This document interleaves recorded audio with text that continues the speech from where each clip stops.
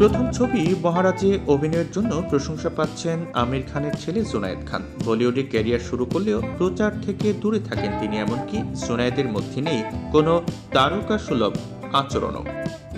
অভিনেতার বিনয়ী আচরণে মুগ্ধ হয়েছেন ভক্ত অনুরাগীরা, কিন্তু কিভাবে মানুষ হিসেবে এমন বিনয়ী হলেন জুনায়েদ? সম্প্রতি এক সাক্ষাৎকারে এই বিষয় নিয়ে কথা বলেছেন তিনি।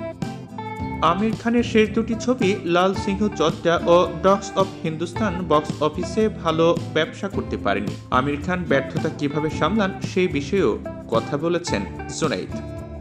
সাক্ষাৎকারে জুনায়েদ বলেন যে 40 বছর ধরে বাবা কাজ করছেন, তিনি সবটাই দেখে ফেলেছেন এতদিনে, কিন্তু ওর কাছে সব সমস্যার সমাধান রয়েছে।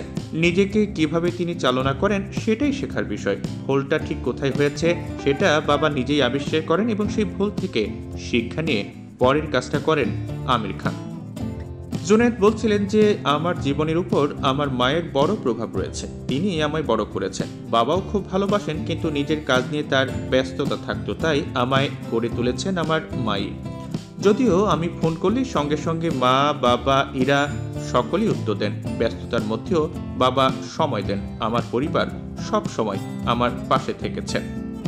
সাক্ষাৎকারে জুনায়েদ জানান যে আজ তার ব্যক্তিত্ব গঠনের পেছনে অনেকটাই তার মা রীনা দত্তের অবদান রয়েছে। ছোটবেলা থেকেই তিনি দেখেছেন কাজ নিয়ে ব্যস্ত থাকতেন আমির, সেইভাবে পরিবারকে তিনি সময় দিতে পারেননি।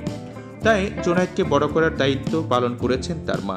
সেই জন্যই আজ তিনি যে ধরনের মানুষ হয়ে উঠেছেন তার পেছনে অধিকাংশ কৃতিত্বই রীনার।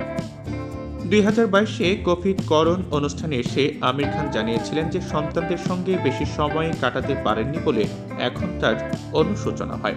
প্রসঙ্গত, মহারাজ ছবিতে জুনায়েদ ছাড়া অভিনয় করেছেন জয়দীপ লাওয়াত, সরপরি ওয়াগ।